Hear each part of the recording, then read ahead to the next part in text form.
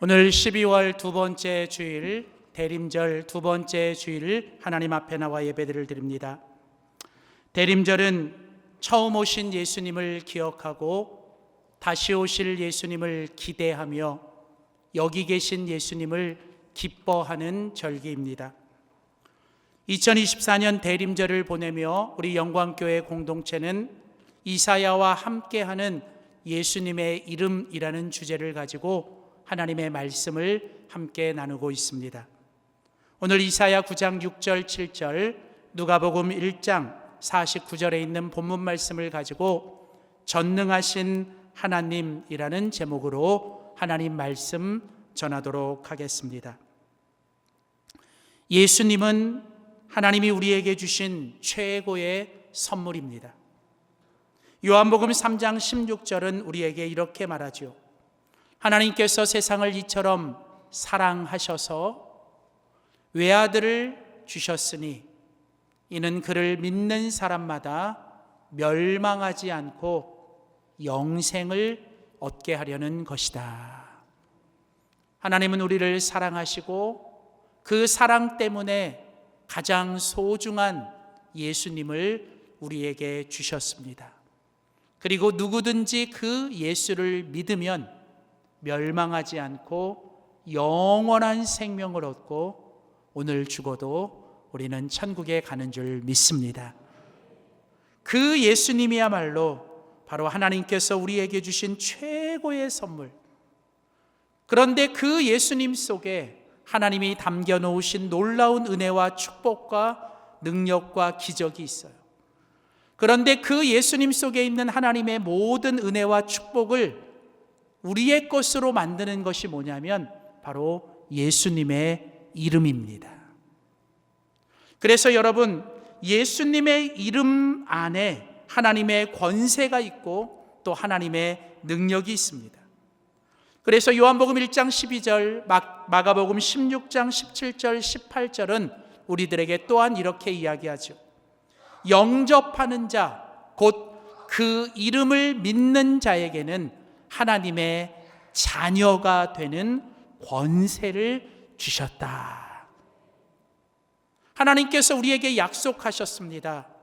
예수님을 영접하는 자, 예수님을 영접한다는 건 뭐예요? 그 예수님의 이름을 믿는 자에게는 하나님의 자녀가 되는 권세를 주셨다는 거예요.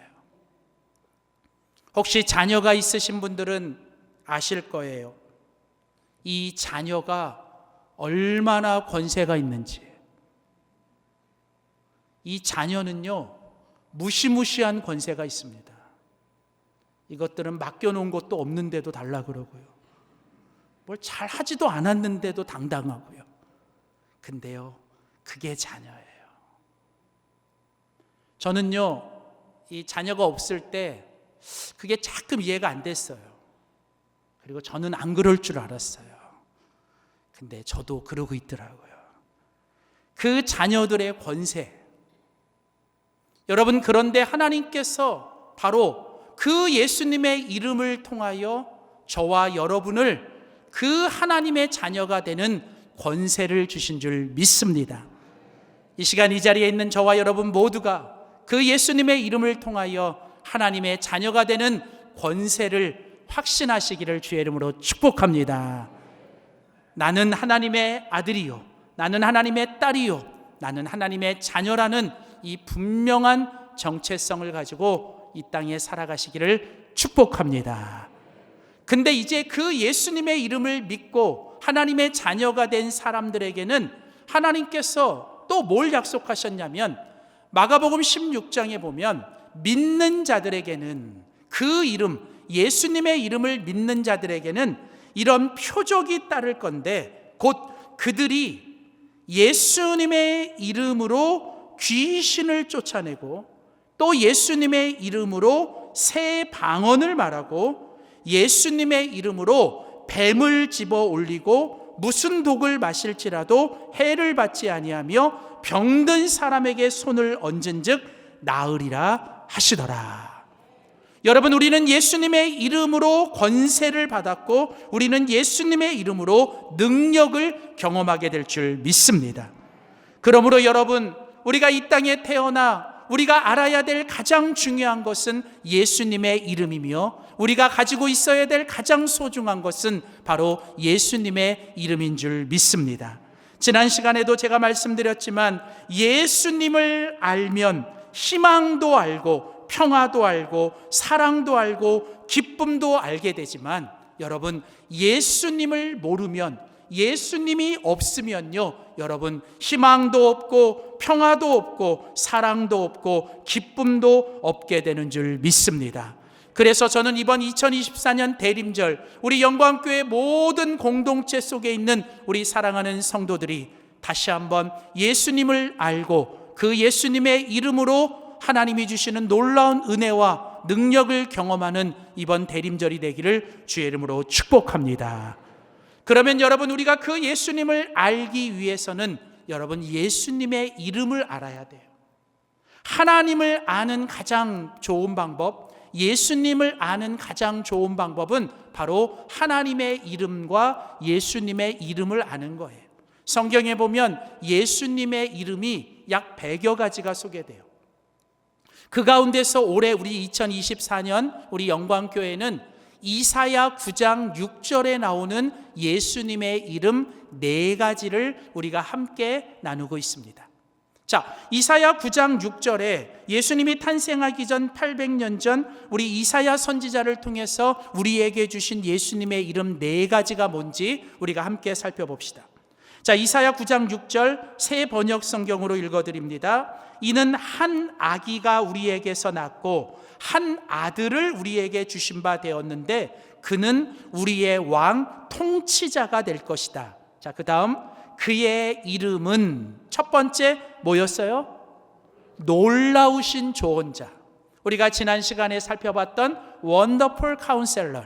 그가 우리에게 항상 옆에 계셔서 우리를 떠나지도 버리지도 않고 내가 어디에 있든지 어디를 가든지 항상 내 옆에 계셔서 나를 동행하시고 나를 도와주시고 나에게 필요한 것을 조언해 주시고 상담해 주시고 격려해 주셔서 나로 하여금 가장 좋은 길로 가게 하시고 가장 좋은 것을 얻게 하도록 도와주시는 분이 예수님과 예수님의 이름으로 우리에게 주신 성령님. 이제 그게 지난주에 나눴던 놀라우신 조언자. 자, 두 번째는 뭐예요? 전능하신 하나님. 오늘 우리가 함께 나눌 거고 다음 시간에는 우리가 영존하시는 아버지, 그리고 마지막 시간에는 평화의 왕, 이렇게 4가지 우리가 이사야를 통해서 예수님의 이름을 알게 됩니다. 자, 오늘 우리가 함께 살펴볼 예수님의 이름 두 번째는 전능하신 하나님이에요. 더 마이리가, 더 전능하신 하나님. 여러분, 이 말은 2가지 의미가 있어요. 첫째는 예수님이 하나님이라는 뜻이에요. 여러분, 예수님은 하나님의 아들이십니다. 그 말은 곧 예수님은 본질적으로 하나님과 똑같은 분이라는 거예요. 그런데 그 예수님께서 그 하나님과 똑같은 분이라는 것은 하나님이 가지고 있는 모든 능력과 하나님이 가지고 있는 모든 전능하심이 예수님에게도 있다는 거예요. 예수님이 비록 이 땅에 인간의 몸을 입고 오셨지만 예수님은 잠깐 또 잠시 그리고 또 우리에게 그 전능하심을 우리에게 보여주셨어요. 사복음서에 보면 예수님이 이 땅에 계실 때 그 예수님께서 전능하신 하나님으로서 우리에게 보여주신 수많은 기적과 이적들이 나타나죠. 때로는 물 위를 걸으시기도 하고요, 풍랑을 잠잠케 하시기도 하고요, 여러분 오병이어를 가지고 5,000명을 먹이고도 엄청나게 남게 하시고요, 여러분 병든 자를 고쳐주시고요, 눈먼 자를 눈뜨게 하시고요, 심지어는 죽은 자도 살리셨습니다. 그런데 여러분, 예수님이 우리에게 보여주신 최고의 여러분 기적과 놀라운 능력은 뭐냐면 바로 하나님 그분이 인간의 몸을 입고 이 땅에 오셔서 우리와 똑같이 사시다가 우리의 죄를 위하여 십자가에서 죽으셨다는 거예요. 그런데 그 예수님이 죄와 사망을 이기시고 다시 살아 나셨습니다. 여러분, 이 모든 것들이 우리에게 보여주는 건 예수님 곧 그분이 전능하신 하나님이라는 사실이, 그리고 오늘 우리에게 그 예수님이 전능하신 하나님이라는 이름을 우리에게 주시는 것은 이제 바로 그 예수님을 믿는 우리에게 그 예수님의 이름을 통하여 하나님께서 예수님에게 주셨던 능력, 예수님이 우리에게 행하셨던 능력이 이제 우리에게도 그 능력이 경험되고 그 능력이 우리에게도 우리의 것이 되게 해 주시겠다는 것입니다. 우리가 무엇을 할 때 예수의 이름을 믿고 예수의 이름을 부르고 예수의 이름을 붙잡을 때 우리에게 바로 그런 능력이 나타나게 될 줄 믿습니다. 그렇다면 여러분, 전능하신 하나님이신 예수님의 이름을 믿는 우리는 어떻게 살아야 할까요? 첫 번째입니다. 우리 한번 믿음으로 같이 따라합시다.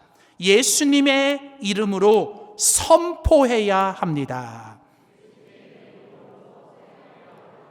여러분, 전능하신 하나님의 이름을 믿는, 전능하신 하나님이신 예수님의 이름을 믿는 우리는 이제 예수님의 이름으로 선포하고 사셔야 돼요.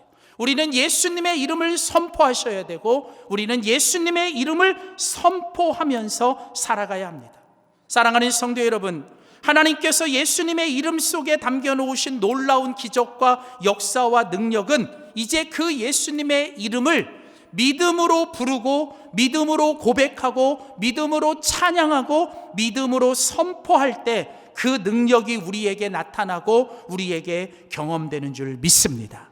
자, 오늘 우리가 같이 읽은 누가복음 1장은 이제 예수님께서 이 땅에 탄생하실 때 그 예수님이 이 땅에 탄생하시는 놀라운 하나님의 능력을 이제 예수님의 육신의 어머니였던 마리아라는 여인을 통해서 우리에게 보여줘요.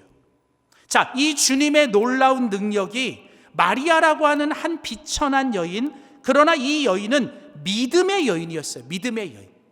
그 믿음의 여인 마리아가 그 믿음의 모습을 가지고 뭘 했는지를 오늘 누가복음 1장은 우리에게 이렇게 소개합니다. 자, 먼저 누가복음 1장 37절 38절을 봅시다.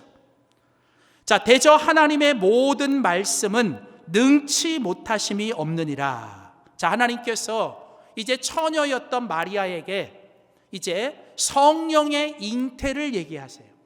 그래서 가브리엘이라고 하는 천사를 보내셔서 그 가브리엘이 마리아에게 찾아와 그에게 이렇게 말을 합니다. 대저 하나님의 모든 말씀은 능하지 못하심이 없느니라. 그러니까 여러분, 대뜸 가브리엘 천사가 마리아에게 와서 네가 아이를 가졌다. 그리고 네가 아이를 낳을 거다. 앞뒤도 안 나라고, 그냥 앞뒤도 없지. 그냥 그에게 와서 그렇게 말을 해요. 그래 놓고 뭐예요? 이제 가브리엘 천사가 뭐라고 말하냐면 하나님이 하신 모든 말씀은, 하나님의 모든 말씀은 능치 못하심이 없다라고 말을 하는 거예요. 근데 놀라운 건요, 여러분, 마리아가요, 이 마리아가 그 가브리엘 천사의 말을 듣고 그가 이렇게 고백을 합니다. 자, 38절 뭐라고 고백합니까? 마리아가 이르되 주의 여종입니다. 주님, 나는 지금 무슨 말을 하시는지 모르겠고 내 머리를 가지고 내 지식을 가지고는 주님이 하시는 일을 내가 다 이해할 수 없고 내가 다 모르겠습니다. 내가 가진 지식, 내가 가진 경험, 나는 다 이해할 수 없는, 나는 정말 연약한 주님의 여종입니다. 오늘 마리아는요, 그냥 겸손하게 본인을 주님 앞에 얘기해요. 자, 그리고 그 다음에 이야기하죠. 뭐라고 말해요? 주님, 나는 주님의 여종이지만 주님, 말씀대로 내게 이루어지리이다. 여러분, 하나님의 말씀, 하나님의 능력, 하나님의 은혜가 우리에게 다 이해가 되고 우리가 다 그것을 알 수 있다면 여러분, 그건 하나님의 능력이 아니에요. 여러분, 우리가 물론 이해하려고 노력하고 우리가 그것을 어쨌든 좀 이해해 보려고 애쓰고 노력은 해야 되지만, 그러나 결국 우리가 하나님 앞에 할 수 있는 믿음의 고백은 뭐예요? 주님, 난 잘 모르겠습니다. 주님, 난 잘 못하겠습니다. 그런데 주님이 내게 약속하시고 주님이 내게 말씀하신 그대로 다 이루어질 줄 믿습니다. 주님, 나는 할 수 없지만 주님은 하실 수 있습니다. 여러분, 이게 바로 뭐예요? 마리아의 믿음의 고백이고 선포예요. 그리고 여러분, 이 마리아의 이 믿음의 고백과 선포를 그의 사촌이었던 엘리사벳을 통해서 하나님이 한 번 더 확인시켜 주는데, 이 누가복음 1장 45절에 보면 이 마리아가 이 아기 예수를 가지고 그 엘리사벳의 집으로 찾아가게 돼요. 그때 엘리사벳이 마리아를 보고 이렇게 말을 하죠. 45절, 주께서 하신 말씀이 반드시 이루어지리라고 믿은 그 여자에게 복이 있도다. 여러분, 하나님의 축복이 누구 것이 돼요? 하나님의 축복은 누구의 것이 됩니까?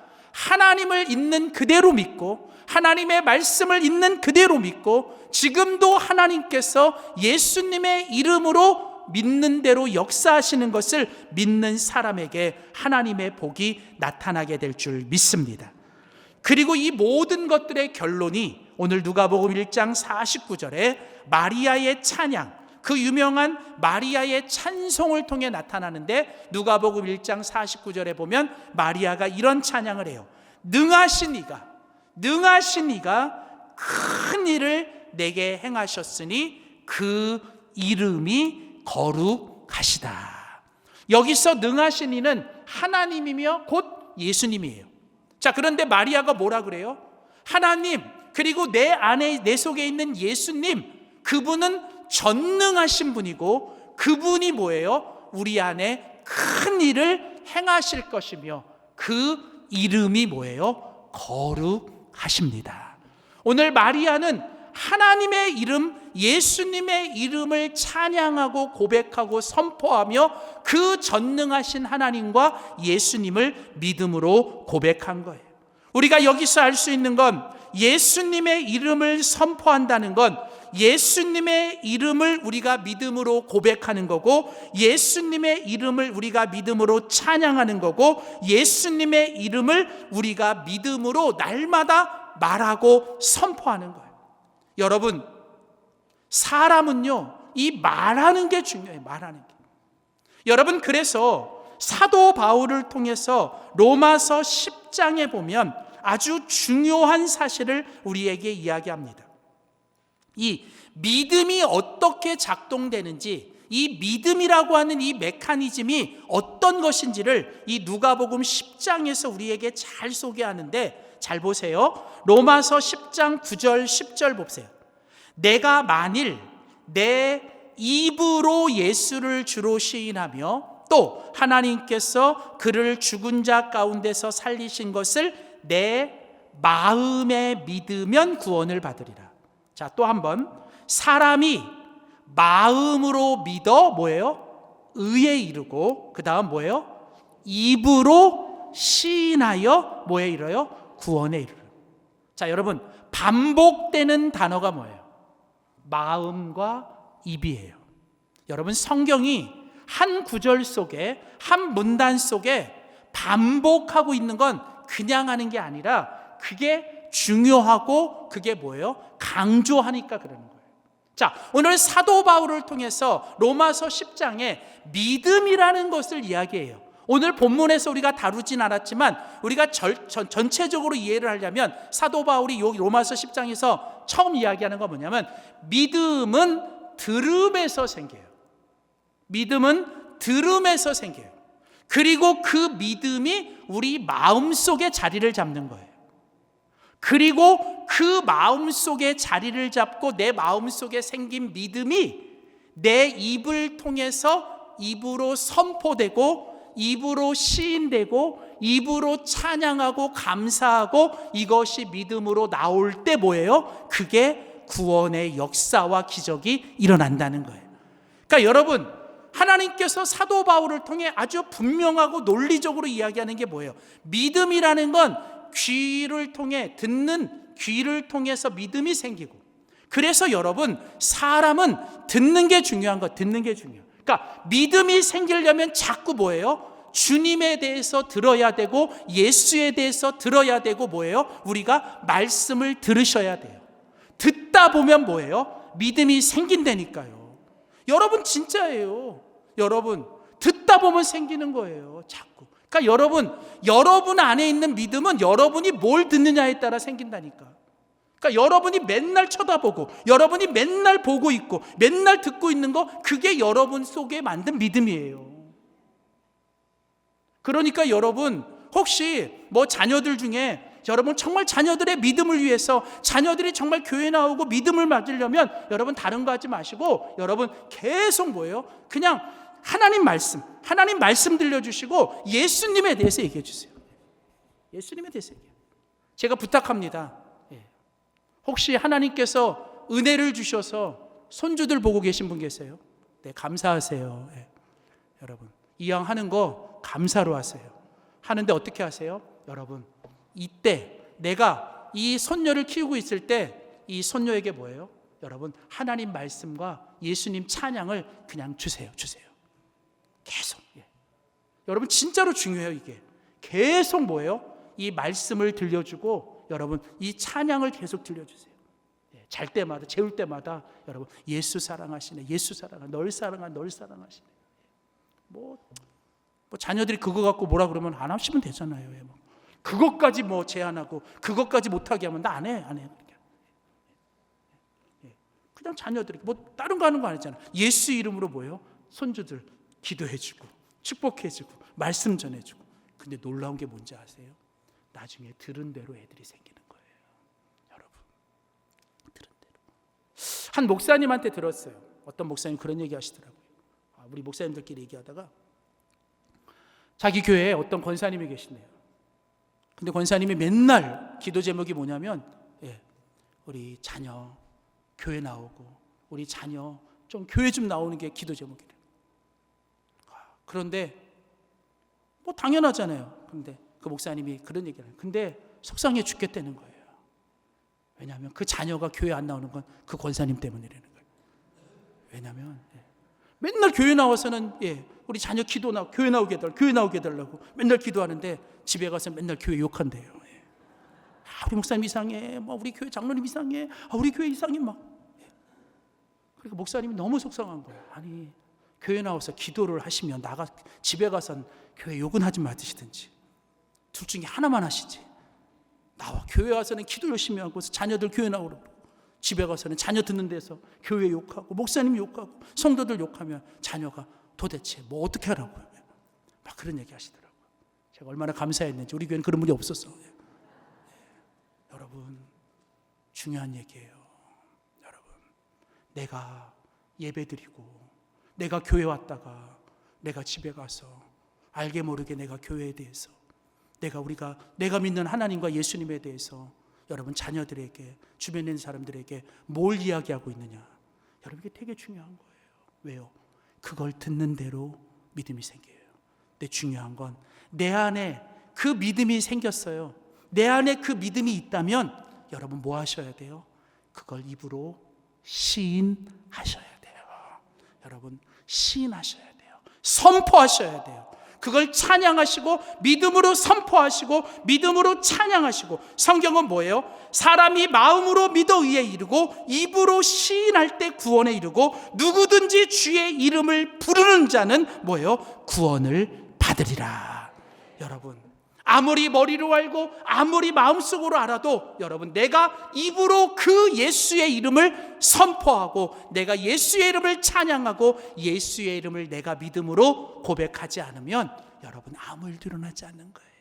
여러분, 그래서 여러분 실제로 사도행전에 보면 여러분 이 믿음의 사도들이 그들이 믿은 예수를 그 입으로 선포하고 그 입으로 말할 때 하나님의 역사들이 일어나기 시작했어요. 대표적인 게 사도행전 3장 6절에 보면 베드로가 성전 미문에 앉아있는 한 걷지 못한 사람에게 그가 뭐라고 얘기합니까? 베드로가 이르되 은과 금은 내게 없거니와 내게 있는 이것을 내게 주노니 누구의 이름으로? 누구의 이름으로? 나사렛 예수 그리스도의 이름으로 일어나 걸어라. 어떤 일이 일어났어요? 그가 일어나게 됐고, 그가 걷게 되었고, 그가 뛰게 됐고, 그가 하나님을 찬양하게 된 줄 믿습니다. 그뿐이 아니라 사도행전 16장에 보면 사도 바울이 복음을 전하기 위해 빌립보로 갑니다. 근데 그 빌립보에 누가 있었어요? 여러분, 어린 여종이 귀신이 들려가지고 신기한 능력이 있어, 점을 치는. 근데 그걸 이 어른들이 이용해서 이 여종이 아주 괴롭게 살아가요. 근데 그걸 본 사도 바울이 가만히 있을 수 없어요. 그래서 어떻게 해요? 사도행전 16장 18절에 보니까 바울이 심히 괴로워하여 이제 돌이켜 그 귀신에게 말을 합니다. 누구의 이름으로? 누구의 이름으로? 예수 그리스도의 이름으로 내가 내게 명하노니 그에게서 나오라 하니 귀신이 즉시 나오니라. 사랑하는 성도 여러분, 성경이 허구가 아니에요. 성경이 그 옛날 얘기가 아니라고요. 여러분, 오늘 베드로에게 일어난 역사, 오늘 이 사도 바울에게 일어난 역사는 지금도 우리가 예수의 이름을 부르고 예수의 이름을 시인하고 예수의 이름을 선포할 때 우리에게도 역사가 일어날 줄 믿습니다. 중요한 건 뭐냐면 우리가 그 예수의 이름을 머리로 알기만 하고 우리가 그 예수의 이름을 마음속으로 알고만 있지, 정작 우리가 그 예수의 이름을 우리의 문제 앞에서, 우리의 고난 앞에서, 우리의 어떤 큰 거인 앞에서 우리가 그 예수의 이름을 선포하지 않는다는 거예요. 사무엘상 17장에 보면 이스라엘 백성들이 골리앗이라고 하는 이 블레셋 거인 앞에서 여러분 벌벌 떨고 두려워하고 있습니다. 막 골리앗이 하나님을 막 그냥 욕하고 막 이스라엘 백성들을 저주하는데도 거기에 있는 누구도 그 골리앗 앞에서 아무 소리 못하고 벌벌 떨고 있어요. 여러분에게 묻습니다. 거기 있는 사울 왕과 거기 있는 이스라엘 군대가 하나님을 알아요, 몰라요? 알아요, 몰라요? 알아요. 그들이 일단 겉으로 볼 때에는 하나님을 믿어요, 안 믿어요? 믿어요.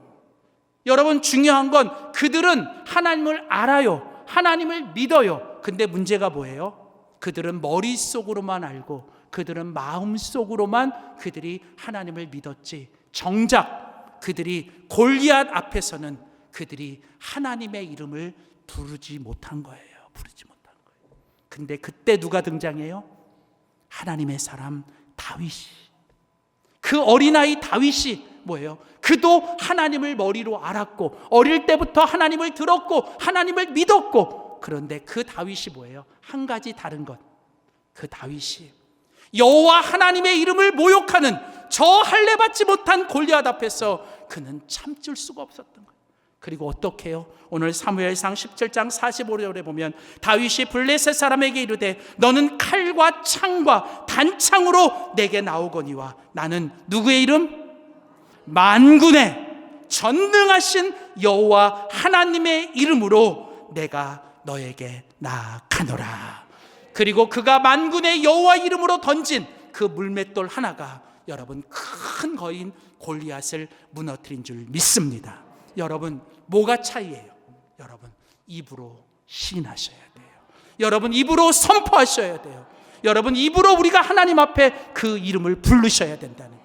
여러분, 오늘 우리의 삶 속에 여러분 각자 모양과 종류는 다르지만 우리의 삶에도 이런 골리앗이 있잖아요.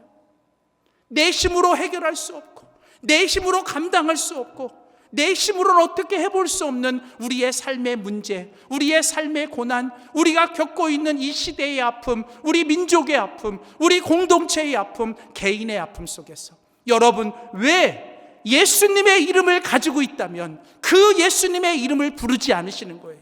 왜 그 예수님의 이름을 믿음으로 선포하지 않으시냐는 거예요. 여러분, 사단 마귀가 우리에게 걱정을 주고 근심을 주고 우리에게 여러분 최악의 상황들을 자꾸 가져다 주는 이런 생각, 여러분 그런 생각들이 내 생각과 마음속에 자리 잡지 못하도록 여러분 그때그때마다 예수님의 이름으로 모든 생각들을 예수의 이름으로 쫓아내시기를 축복합니다. 여러분, 저 위에 여러분 똥을 싸는 그 똥을 싸는 새가 저 머리 위를 지나가는 건 내가 막을 수 없어요. 아무리 여러분 그게 싫어도, 까마귀 우는 게 싫어도 그걸 막을 수는 없다고요. 근데 그 새가 내 머리에 드리를 트고 이 둥지를 두고 내 머리에 똥을 싸지 못하게는 하실 수 있잖아요.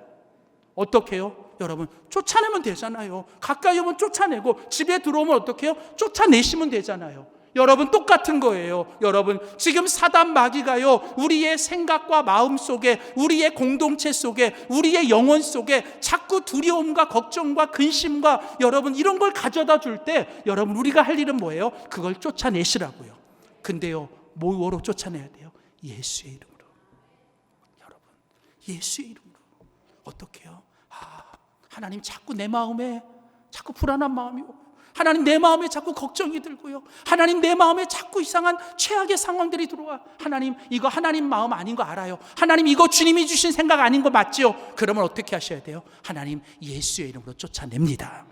예수의 이름으로 여러분 하셔야 돼요. 왜 그냥 가만히 있는 거예요? 왜 그냥 가만히 있는 거예요? 예수의 이름에 능력이 있는데, 예수의 이름에 능력이 있는데 왜 여러분 예수의 이름으로 왜 기도하지 않으세요? 성경이 말하잖아요. 여러분 아무 일것도 염려하지 말고 오직 모든 일에 기도와 감사와 하나님께 아뢰라. 여러분 왜 기도할 수 있는데 기도하지 않는 거예요? 여러분 오늘 우리의 문제가 뭔지 아세요? 우리가 예수님의 이름으로 우리가 선포하지 않고 예수님의 이름으로 우리가 하나님 앞에 기도하지 않는다는 거예요. 아세요? 이 자리에 있는 여러분 다 여러분 예수님의 이름 아시라, 다 알아요. 예수님의 이름 다 알고 예수님의 이름 마음속에 있는 거 다 알아요. 중요한 건 머릿속으로만 알고 마음속으로만 그 예수님의 이름을 두지 말고 여러분 삶의 문제 앞에, 삶의 고난 앞에, 삶에 찾아오는 여러분의 수많은 걱정과 근심 앞에서 여러분 이젠 그 예수의 이름으로 선포하세요. 여러분 예수님의 이름으로 여러분 대적하시고 예수님의 이름으로 여러분이 기도하세요. 여러분 오늘 우리 주님이 약속하셨어요. 여러분 우리가 예수님의 이름으로 기도하면, 예수님의 이름으로 기도하면 여러분 하나님께서 우리의 모든 기도를 다 들어주신다고요. 그래서 여러분 우리 예수님의 이름을 믿는 사람들은 예수님의 이름으로 기도하셔야 돼요. 기도하셔야 돼요. 여러분 요한복음 14장 15장 16장에 보면 예수님이 마지막으로 십자가에서 죽기 전에 마지막 기도를 하세요. 그런데 여기 보면 예수님이 계속 똑같은 말을 반복하시는 게 있어요. 그게 뭐냐? 자, 요한복음 14장 13절에 보면 너희가 내 이름으로 무엇을 구하든지 내가 행하리라. 자, 15장 16절 내 이름으로 아버지께 무엇을 구하든지 다 받게 하려 함이라. 16장 24절 지금까지는 너희가 내 이름으로 아무것도 구하지 아니하였으나 구하라 그리하면 받으리니 너의 기쁨이 충만하리라. 여러분 오늘 예수님이 그 남겨져 있는 제자들, 그 남아있는 예수님의 이름을 믿는 사람들에게 예수님이 계속 반복해서 부탁하는 게 뭐예요? 너희가 이제는 예수의 이름을 믿고 예수의 이름을 너희가 가지고 있다면 이제는 그 예수의 이름으로 기도하라는 거예요. 기도하라는 거예요. 예수의 이름으로 기도하면 하나님이 너의 기도를 통해 역사하시고 예수의 이름으로 기도하면 하나님이 너희 가운데 풍성한 대로 너희 가운데 갚아주시겠다는 거예요. 사랑하는 성도 여러분, 오늘 예수의 이름을 가진 사람들에게는 여러분 우리의 삶에 찾아오는 문제는 더 이상 문제가 아닙니다. 여러분 문제라고 여러분이 선포하면 그건 문제가 되는 거예요. 그러나 여러분이 그 문제를 이젠 하나님이 나로 하여금 기도하라고 하시는 기도의 제목이라고 여러분이 선포하시면 그건 기도의 제목이 되고, 내가 예수의 이름으로 그것을 기도의 제목으로 선포하고 그리고 예수의 이름으로 내가 기도하기 시작하면 여러분 하나님은 그 문제를 통해서 우리에게 놀라운 기적을 일으키십니다. 제가 한 가지 분명히 깨달은 건 성경을 보니까요, 하나님의 모든 기적은 우리의 문제를 통해서 시작되더라는 거예요. 그런데 우리가 그걸 문제라고 규정하고 문제라고 말하고 문제라고 내가 선포하면 그건 문제가 돼버려요. 그런데 내가 믿음으로 예수의 이름으로 어떻게 해요? 이제 그것을 기도의 제목이라고 말하고 기도의 제목이라고 선포하고 더 나아가 내가 그것을 예수의 이름으로 붙들고 어떻게 해요? 내가 간절히 기도하기 시작하면 이제 그 문제 가운데 하나님의 기적과 역사가 일어날 줄 믿습니다. 오늘 여러분의 삶에 여러분 문제가 있으세요? 혹은 여러분의 삶에 지금 여러분의 힘으로 감당할 수 없는, 여러분을 계속 낙심하게 하고 여러분을 계속 불안하게 하는 그런 골리앗 같은 큰 어떤 상황들이 있으세요? 그게 국가적인 상황이든 그게 가정의 문제든 그게 개인의 문제든 오늘 중요한 건 우리가 예수님의 이름으로 나아가셔야 돼요. 예수님의 이름을 붙들고 예수님의 이름으로 그거 앞에서 선포하세요. 그리고 예수님의 이름으로 기도하십시오. 여러분, 괴로울 때 주님의 얼굴을 보십시오. 세상에서 시달릴 때 위로의 주님 바라보십시오. 힘이 없고 내 마음 연약할 때 능력의 주님 그 이름을 부르십시오. 성경은 주의 이름을 부르는 자에게 힘 주시고 주님이 도와주시겠다고 약속하셨습니다. 주님은 우리의 산성이시고 주님은 우리의 소망이시고 주님은 우리의 능력이십니다. 기도하겠습니다. 하나님 아버지, 지금까지는 너희가 내 이름으로 아무것도 기도하지 않았고 지금까지 너희가 내 이름으로 아무것도 선포하지 않았다고 말씀하십니다. 주님, 그저 머릿속으로만 예수의 이름을 알고 마음속으로만 그 예수의 이름을 믿었지, 정작 정말 우리의 삶에 중요할 때 우리가 그 예수의 이름을 선포하지 않았고 우리가 그 예수의 이름을 부르지 않았고 그 예수의 이름을 시인하지 않았고 그 예수의 이름으로 기도하지 않았습니다. 주님, 이제 우리가 그 예수의 이름을 붙들고 날마다 우리의 삶에서 그 예수의 이름으로 기도하고 예수의 이름으로 나아가고 예수의 이름으로 선포하며 살아갈 때 하나님, 그 예수님의 이름을 통하여 우리에게 기적과 능력과 하나님의 축복이 임하게 하여 주시옵소서. 감사드리며 예수님의 이름으로 기도드립니다. 아멘.